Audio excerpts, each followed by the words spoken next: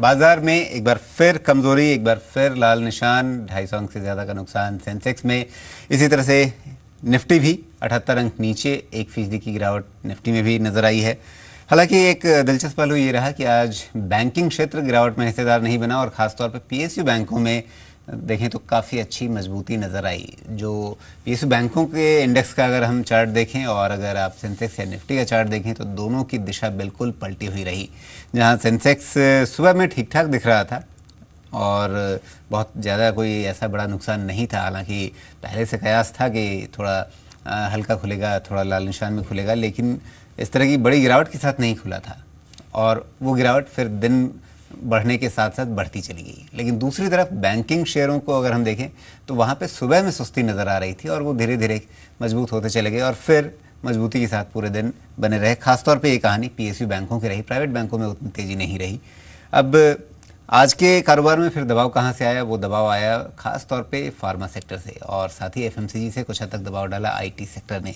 इन क्षेत्रों की वजह से ज़्यादा दबाव हमें बाजार में देखने को मिला है। तो अब यहाँ से क्या ये माना जाए कि बाजार थोड़ा सा फिर से थक रहा है? क्योंकि जहाँ से पलटा है उसको ध्यान दीजिए, सेंसेक्स लगभग 25,000 के आसपास से, अगर निफ्टी को देखें तो 7500 पार करने में सफल रहा, टिकने में सफल रहा, लेकिन 7600 पार नहीं कर पाया, जिसके बारे में हम लोग पहले से चर्चा करते रहे कि 7600-7650 के आसपास एक टेक्निकल रेजिस्टेंस मिलेगा।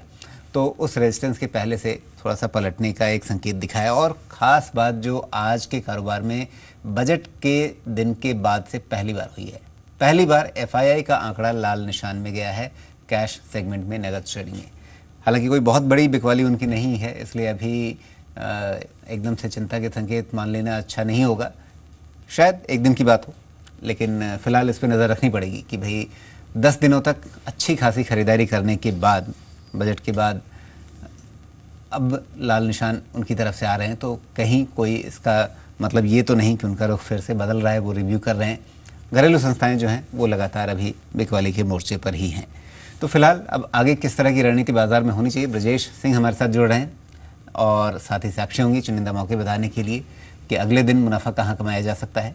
ब्रजेश, सबसे पहले आपसे समझना चाहेंगे, टेक्निकली अगर आप देखें तो 25,000 के पहले सेंसेक्स का रुकना या 7600 के नीचे निफ्टी का रुकना, क्या हम इसको मान लें कि अभी ये रेजिस्टेंस मजबूत है जिसको पार करने में इसे दिक्कत हो रही है? गुड इवनिंग राजीव जी। देखिए, ओवरऑल तो ट्रेंड तो शॉर्ट टर्म का अप ही है। हालांकि नो डाउट कि अगर हम डेली चार्ट को देखें तो एक रनअवे गैप हुए हैं, दोनों ही अभी भी फिल होना बाकी हैं। अपसाइड की मैं बात करूं 7,550 जो एक पिछला लो था, that was been acting as a resistance, हमने उसको ब्रेक करके अपसाइड में गए। लेकिन हम जहां से हमने को करेक्शन देखने को मिला था 7,600 के आसपास का जो रेंज है, वहां से जो हमारे को बिकवाली देखने को मिली थी, वो हम सीधे हमने जो 52 वीक लो बनाया 6,825 का, वो डेफिनेटली एक रेजिस्टेंस की तरह प्ले करेगा, नो डाउट। तो इन शॉर्ट अगर हम उसको वाइंड अप करने की कोशिश करें तो 7,550 से लेकर 7,600 तक का जो बैंड है वो एक रेजिस्टेंस की तरह प्ले करेगा ही करेगा जब तक हम उसको क्रॉस करके अपसाइड बंद नहीं दे रहे।